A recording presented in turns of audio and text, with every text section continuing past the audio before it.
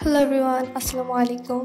So বাকি ব্লগটা তো এটাতে পুরোপুরি দিতে পারি না, যেহেতু এটা অনেক বেশি বড় হয়ে যাবে। তার জন্য দ্বিতীয় ব্লগ নিয়ে আসলাম, পার্ট 2 নিয়ে আসলাম এইটার। যেহেতু শুক্রবার ফ্রাইডেটা অনেক দিন বেশি বড়, তো তোমরা দেখছো আমি স্ন্যাক্স খেয়ে আমার কাপড় ধুয়ে নিচ্ছিলাম, যেহেতু আজকে শুক্রবার ছিল তার জন্য। আর দেন আব্বু যে মাছ এনেছে, তারপরে ভিডিও। তো এই যে এত আম্মুকে বাজারে সাহায্য করছিলাম, যেহেতু আজকে শুক্রবার আম্মু এদিকে রান্না বসিয়ে দিয়েছে গরু মাংস। তো আব্বু যে বাজারে এনেছিল আমি সব কিছু গুছাচ্ছিলাম, যেহেতু আম্মু একা হাতে পারছিল না।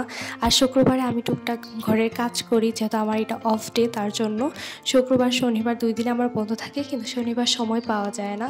তো শুক্রবার আমি বলতে গেলে ঘরের বেশ কাজ করি। সো আমি এই ধনেপাতাগুলো দেখছিলাম আর বলছিলাম যে আমার গাছেও যদি আমি লাগাতাম এমন ধনেপাতা হতো। আমি ভেবেছিলাম আমার গাছে ধনেপাতা লাগাবো, বাট দেখতে দেখতে কখন যেন বাড়িতে চলে গেলাম আর লাগানোই হলো না। সো এই ধনেপাতাগুলো আমি বেছে নিচ্ছিলাম, যেহেতু আম্মু রান্না করছিল তার জন্য সুন্দর করে। নাহলে এগুলো তারপরে দেখা যায় কি যখন নেওয়া হয় তখন আর বাঁচতে বিরক্ত লাগে, তার জন্য আম্মু আগে থেকে এইগুলো ধনেপাতা বেছে তারপর একটা পলিথিনে রেখে দেয়, যেন এগুলো নষ্ট না হয় আর খুব সুন্দরও থাকে। আর ধনেপাতা আমার কাছে এটার স্মেলগুলো বেশ ভালো লাগে, বিলাতি ধনেপাতাটাও বেশ ভালো।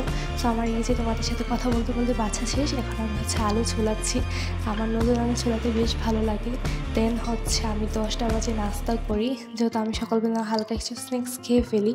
আর তোমাদের সাথে আমি এটাও শেয়ার করবো কীভাবে চিতই পিঠাটা বানালাম, এই রেসিপিটা নেক্সট একটা ভিডিওতে। তো তোমরা যারা দেখতে চাও অবশ্যই কমেন্ট করে জানাবে চিতই পিঠার রেসিপিটা, আমি অবশ্যই তোমাদের সাথে শেয়ার করব। সো আজকে এই যে অনেক বেশি পরিশ্রম করে ফেলছি, এই যে এখন কয়টা বাজে, মনে 10:30 বাজে। সো দেখতে দেখতে অনেক কাজ হয়ে গেল, কাপড় ধোয়া হয়ে গেল। দেন এখন খাবার কাপড় ধুতে যাবো, যেহেতু স্কুল ড্রেস ধুতে হবে, আজকে ফ্রাইডে। দেন আমি বিকেলবেলা এগুলো আয়রন করব। সো অনেক কাজ বাকি, আর শুক্রবার মানে অনেক কাজ। সো আজকের মতো এই পর্যন্তই। আশা করি সবাই ভালো থাকবে। আল্লাহ হাফিজ।